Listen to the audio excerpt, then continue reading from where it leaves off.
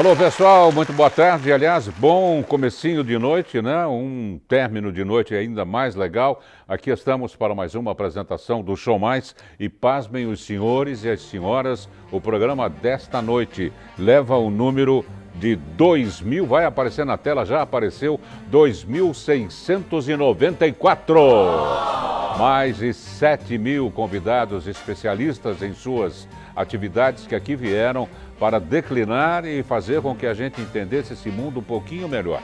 Hoje o tema, ele é aparentemente complexo, mas não o é na realidade, porque vai ser de utilidade pública para muitas famílias, principalmente para os papais, para as mamães que porventura tenham um guri ou uma guria, que nem se diz lá no Rio Grande do Sul, apresentando esse tipo de reação.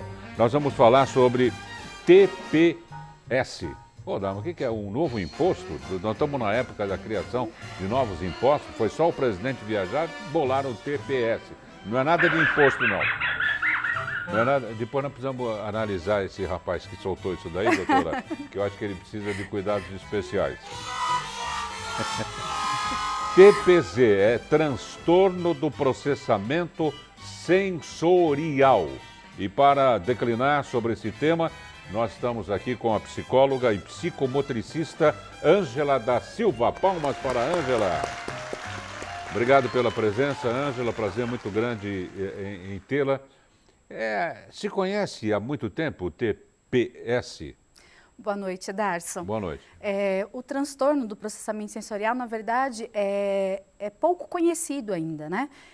Os estudos sobre esse transtorno se iniciaram mais ou menos na década de 60, 70, lá nos Estados Unidos. Agora, a pessoa geralmente é a criança, né? Ou pode ser adulto também? Também, né? Na verdade, assim, a gente encontra muitos trabalhos, muitas pesquisas falando sobre a criança que apresenta esse tipo de transtorno.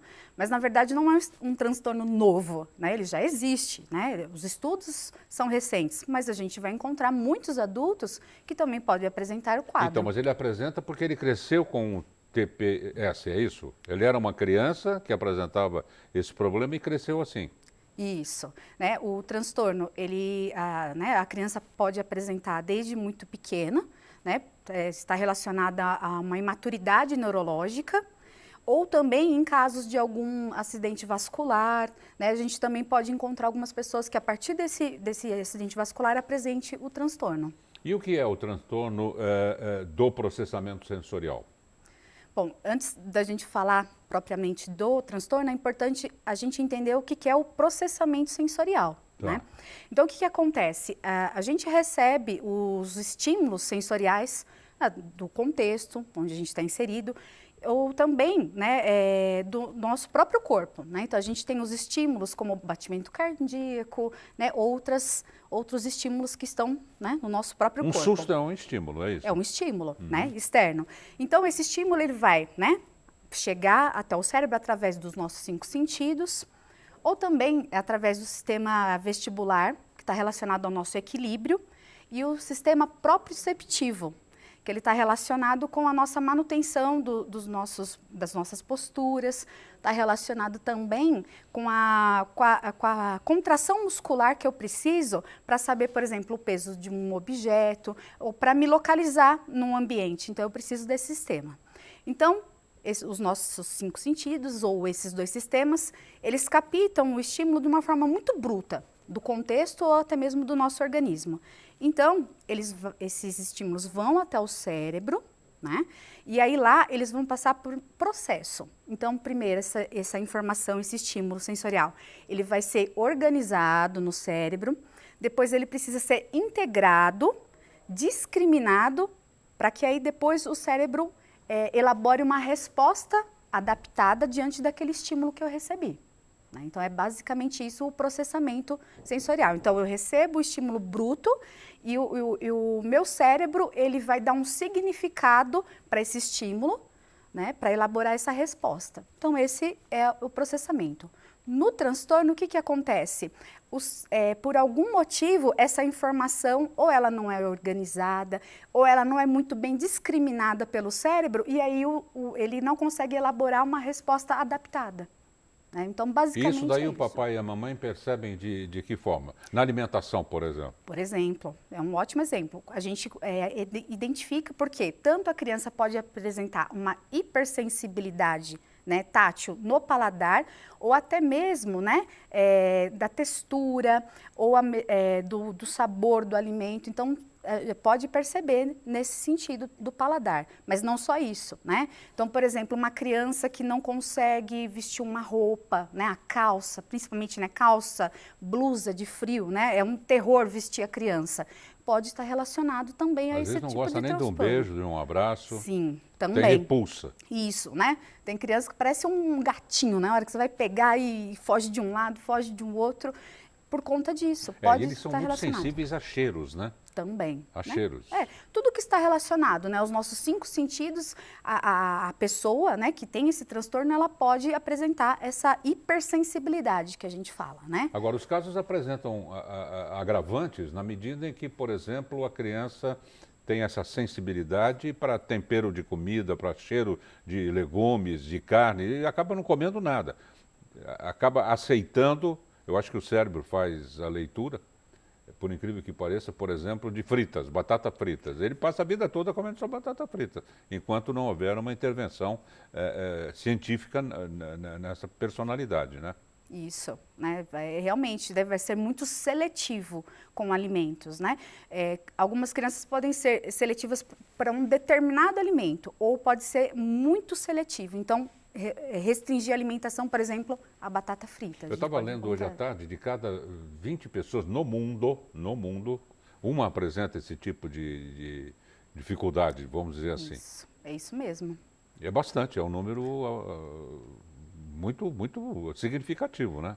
Bem considerável, né? Porque assim, todos nós temos os nossos perfis sensoriais. Então a gente vai ter pessoas que, por exemplo... Nossos gostos, nós não podemos confundir gosto, vontade, não estou com vontade de ir, eu não gosto de... Não gosto de bife à milanesa, por exemplo. Pois é. Brincadeira, eu gosto pra caramba.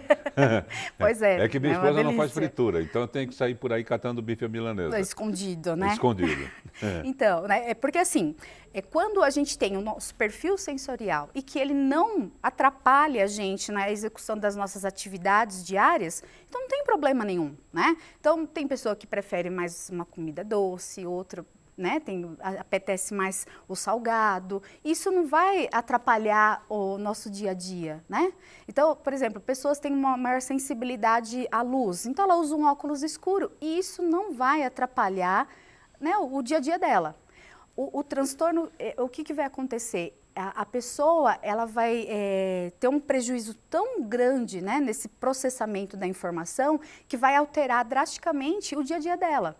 Então, aí a gente tem uma característica que fala, poxa, alguma coisa está errada, então eu acho melhor procurar um profissional. Porque essa pessoa vai encontrar dificuldade na escola, Sim, isso mesmo. no turismo, num hotel, em qualquer lugar, não é? Porque a leitura que ele faz desses vários fatores ambientais é que vai determinar a adaptação dele ou não, né? Pois é. Então, o transtorno, a gente vai encontrar, né, se manifestar, né? A gente percebe ele se manifestando em algumas dificuldades, por exemplo, na atenção, na coordenação motora, né? Até em aspectos relacionais. Por quê? Uma criança que, ou, né, uma pessoa, né, vamos colocar assim que é até melhor, né? Uma pessoa que ela apresenta esse transtorno, às vezes o ambiente ele é tão aversivo, né? Interagir com as pessoas é tão aversivo para ele que ele se isola. Né? Então, acaba acarretando também nessa interação social. E os pais, desconhecendo, digamos assim, todo esse esquema neurológico, né? Acabam achando que é onda da criança, da pessoa, que é frescura, que está mal criado, que precisa dar um jeito. Mesmo as professoras na escola, elas mandam um bilhetinho, olha, seu filho não comeu nada, já tem 1 mês e meio que ele não come o lanche aqui. Ninguém está fazendo essa leitura científica, né? Pois é. Isso é muito importante, né? Parar e observar a criança, né? Tem casos que, né, é a birra, é a falta de limite. Tem esses casos, sim, mas também é importante a gente observar, né? Porque pode ir além disso. E pode estar relacionado, Claro, e a né? Uma criança- dificuldade que é Claro, a neurológica. criança é inteligente, ela pode ter assistido um filme, visto uma pessoa que tem esse tipo de reação e ela pode, por imitação, fazê-lo, não é, para tirar vantagem das situações, ou sobre o irmãozinho, ou sobre os coleguinhas. Agora, eu estava lendo, tem também o TDAH, esse daí parece que é mais complicado, que atinge crianças neurotípicas, é o transtorno de déficit de atenção com hiperatividade. Aí misturou a fome com vontade de comer. Pois é, na verdade, assim, né, dentro desse quadro, né, do TDAH, a gente encontra, né, o transtorno do processamento sensorial. Né? Então, assim, boa parte das crianças que têm o diagnóstico do TDAH vai apresentar também, né, o transtorno do processamento sensorial. Mas nem toda criança que tem né, esse transtorno do processamento sensorial é caracterizado como um TDAH. E essa hiperatividade, ela é oriunda do... Qual é a raiz dela? Ela poderia existir sozinha? No caso do transtorno, né, do processamento sensorial, ela está relacionada ao quê? Né? Principalmente quando a criança é hipersensível ao estímulo. Então, aquele estímulo ele é tão aversivo, né, que ela começa a se agitar. Né? Ela tá em contato com esse estímulo e ela se agita diante desse estímulo. Tem o caso também de crianças que precisam de muito estímulo, né? O corpo dela pede por estímulo o tempo todo, né? O cérebro dela é como se funcionasse assim, todo estímulo que chega, ele deixa logo de ser novidade, então ela precisa de mais. Então, vai ser uma criança muito agitada, né? Impulsiva, né? Que são características, irrequieta, vai ser aquela criança que precisa ficar subindo o tempo todo, né, em alguma coisa, dando cambalhota. Outro comportamento que a gente observa, né, criança que morde a manga da blusa, também, né, são todas coisas importantes da gente observar porque pode estar relacionado com um transtorno. É um poço de hiperatividade, de atividade, é uma coisa incomum. Pois é. Em alguns casos, porque assim, dentro do transtorno do processamento sensorial, a gente encontra subtipos. Né? Então, eu vou ter a criança que tem a hipersensibilidade, que foi esse caso que a gente colocou agora, que a gente observa, né, no TDAH também, mas a gente vai ter quadros completamente inversos, né, que também se caracteriza como um transtorno do processamento sensorial. Então, pode ter criança que come muito também. E pode ter a criança, por exemplo, que não gosta de atividade, quieta, né? Que prefere ficar sozinha, que não gosta muito de atividades coletivas, né? Que prefere atividades... com os outros. Não interage. Criança que prefere atividades, né, que exigem pouco dela. E até mesmo chega a ser sedentária, porque ela tem a dificuldade de organizar essas informações, planejar, né, e sequenciar essas informações para uma resposta adaptada. Então, o que ela faz? Ela não consegue. O que chama a atenção do professorado também. Dá-lhe bilhete também, porque a criança está muito introvertida. Isso. Não é? Ou aquela criança, sabe, que não para sentada na cadeira porque ela escorrega, não porque ela levanta e sai correndo, mas porque parece que ela vai escorregando e some na cadeira. Pois é. Mas é mesmo. A gente encontra também, né, esse tipo de característica no transtorno do processamento sensorial. E muitas vezes os pais pensam, é só para chamar atenção. É para chamar atenção, mas tem um fundo patológico aí, não é? Então, nesses casos, não é nem para chamar atenção, é realmente uma dificuldade que a criança apresenta para manter a postura dela na cadeira. Né? Então, assim, na maioria dos casos, o que acontece? É uma imaturidade neurológica que precisa ser trabalhada, porque com a estimulação correta, com atividades, né, lúdicas, mas trabalhando todas essas questões, todas essas dificuldades que ele apresenta... Olha, eu estou começando a escorregar na cadeira aqui, mas é porque eu tenho que chamar o comercial, já tem uns 2 minutos, eu estou aqui hiperativo, mas estou quieto.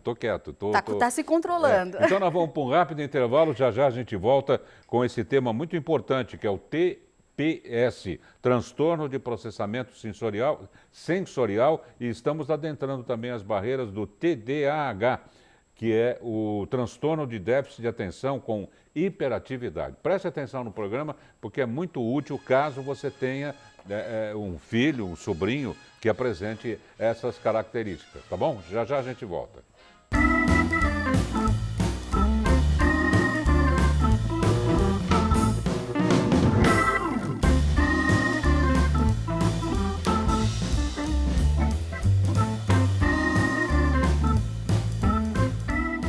Atenção, a TV Mais adverte. O programa Show Mais causa dependência cultural. Pronto, já estamos de volta e eu não vou deixar de falar, mas de jeito nenhum, da LL Presentes, que fica na Rua Laura, 740, na Vila Bastos, em Santo André. Gente, é uma coisa de louco, nós estamos com novas imagens do interior da loja. Olha, são artigos, itens maravilhosos.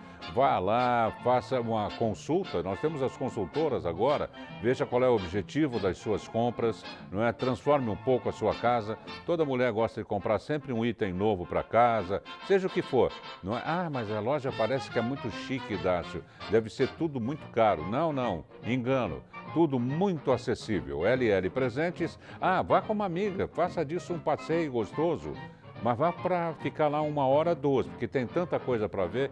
Tem gente que passa a noite lá, tem senhoras que chegam lá tipo 18, 18h05, só saem no outro dia às 10 da manhã. É coisa de louco. LL Presentes, Rua Laura, 740, na Vila Bastos, em Santo André.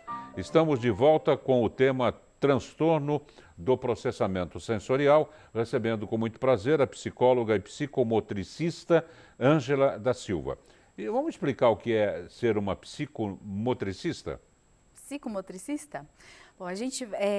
Bom, a psicomotricidade, ela tem um olhar, né, para o ser humano sempre voltado num tripé, né? Então, a gente vai olhar e observar esse ser humano a partir do aspecto cognitivo, o aspecto motor e afetivo, sempre dentro de um contexto. Então, a gente coloca aqui, se a gente observar o ser humano excluindo qualquer um desses aspectos, a gente não consegue abarcar esse ser humano, né, em todos os seus aspectos, né, da vivência. Então, o que a gente busca? A gente trabalha esses aspectos, né, ao observar a criança, a gente vai olhar qual desses aspectos não está caminhando, e aí a gente vai trabalhar estimulando essa criança nesse aspecto, por exemplo, ou o cognitivo, ou o motor, né, ou o afetivo também. E é difícil passar nos 3, né? Pois é. Você vê como a gente tem problema, né? Mas são problemas inerentes ao ser humano, né? Pois é, e aí dependendo, né, das nossas experiências e às vezes questões também, né, neurológicas, a gente vai apresentando essas dificuldades. O importante é, sempre que a gente perceber, né, um funcionamento ou algo que não dentro de uma normalidade, né? Mas porque é tão difícil a gente colocar o que é normal, né? Mas assim, quando a gente observa que algo não está funcionando de uma forma, né, esperada, ou uma forma típica, né, do que a maioria das pessoas, é importante a gente buscar um profissional. Existe, doutora, a diferença entre as reações no processamento sensorial entre o sexo masculino e o feminino? Existe um lado que apresenta mais acentuadamente esse tipo de reação? Não tem diferenciação de gênero.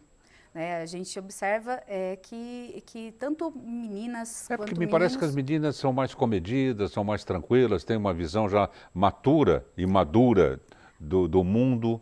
Então, pois é. Por isso que eu falei, né, que tem tanto as crianças que vão apresentar, né, a impulsividade, que vai ser agitada, né, hostil e às vezes até agressiva. Tem algumas crianças que chegam a apresentar até uma certa agressividade. No ambiente domiciliar, em casa? Em casa, na escola, né, mas tem aquele que vai ser o comedido, o paradinho, que não gosta, que... Olha só, né? E aí acaba sendo, né, um erro, porque a gente dá muito mais atenção àquele que é hiper, né?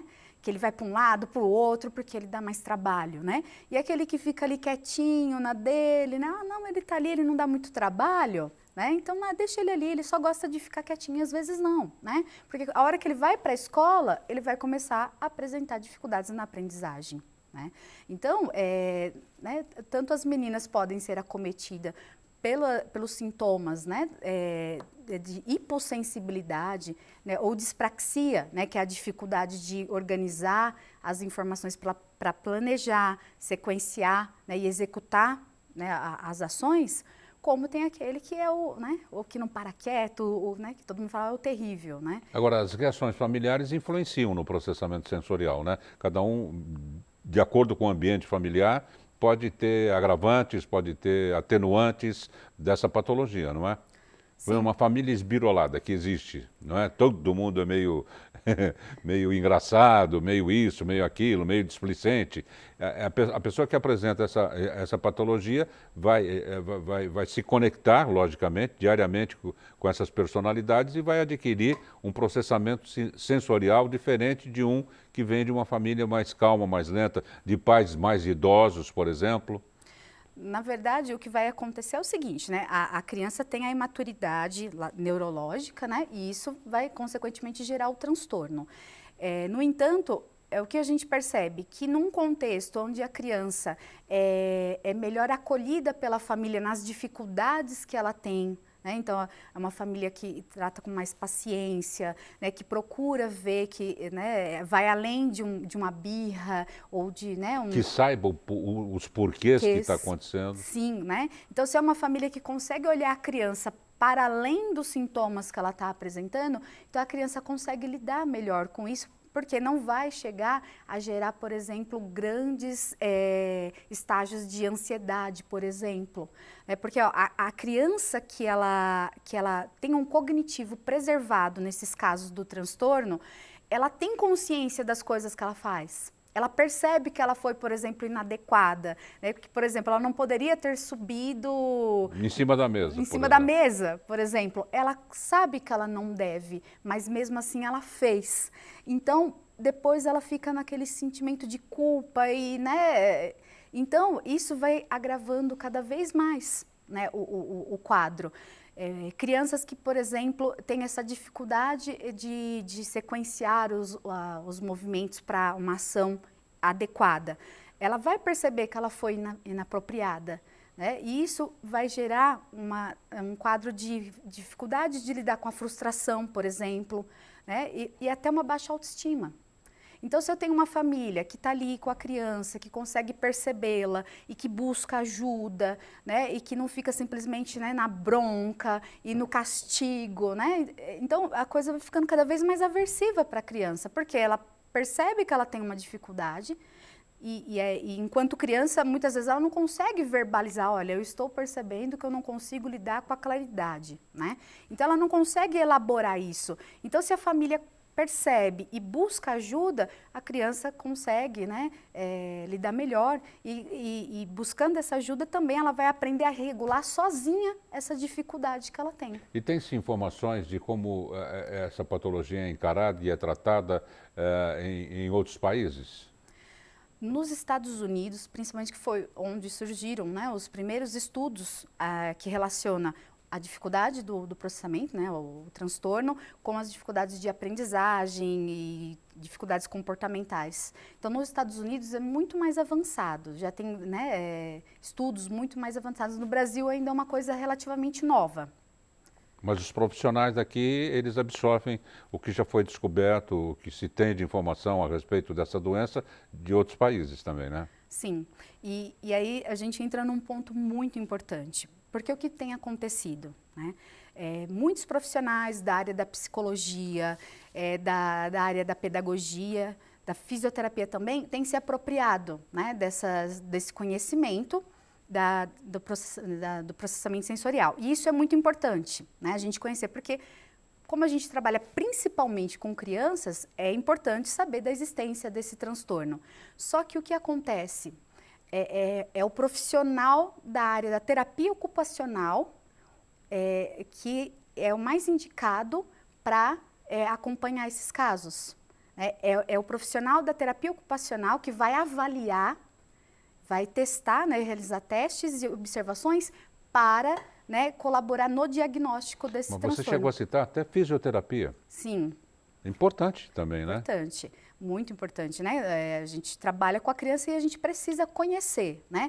Precisa conhecer o transtorno para poder encaminhá-lo para um profissional mais indicado, né? Então, o que tem acontecido? Muitos profissionais vão e fazem a primeira etapa da formação para o conhecimento do transtorno, né? Que é chamado de integração sensorial. Então, os diversos profissionais podem ir até uma fase dessa formação, né? Para conhecer o transtorno. A partir acho que do segundo, terceiro módulo, apenas o profissional da terapia ocupacional pode realizar essa formação para que ele possa avaliar esses quadros, né? Então, tem profissionais que estão fazendo uso desse material, né, que é disponível, então, tanto para pais, professores, né, para qualquer profissional que quiser adquirir, que é um teste de perfil sensorial. Então, qualquer um pode aplicar esse teste, mas ele é um teste que tem que ser um ponto de partida para que a gente perceba que algo não está bem. Então, essa criança eu vou encaminhar para um terapeuta ocupacional para que ele possa avaliar profundamente esse caso. Daqui a pouco você confere no J mais ABC de hoje. Moradores de rua são mortos à paulada em Santo André. Prefeitura assina convênio com Secretaria Estadual de Esportes. São Bernardo recebe atacadista Roldão e gera mais empregos. Mauá inaugura poupa-tempo animal. E ainda, saiba quantas toneladas de lixo são produzidas no ABC. Não saia daí porque o J Mais começa às 7 em ponto e nós cá estaremos porque cá viemos para apresentar as notícias. Não percam. Queria agradecer a presença da Ângela da Silva, psicóloga e psicomotricista, pelas explicações a respeito da TPS, que é o transtorno de processamento sensorial. Muitíssimo obrigado por ter vindo, um forte abraço e até a próxima. Até a próxima. Eu que agradeço a oportunidade, né? É sempre bom a gente poder colaborar com a propagação do conhecimento. Espero que possa ter colaborado de alguma forma com o pessoal que está em casa. Com certeza colaborou. Gente, va bene, hein? Per ora è solo. Uma boa noite a todos. Voltaremos amanhã, se Deus quiser. Parliamo domani, Marcello. Reposare in pace. Ciao, Ela.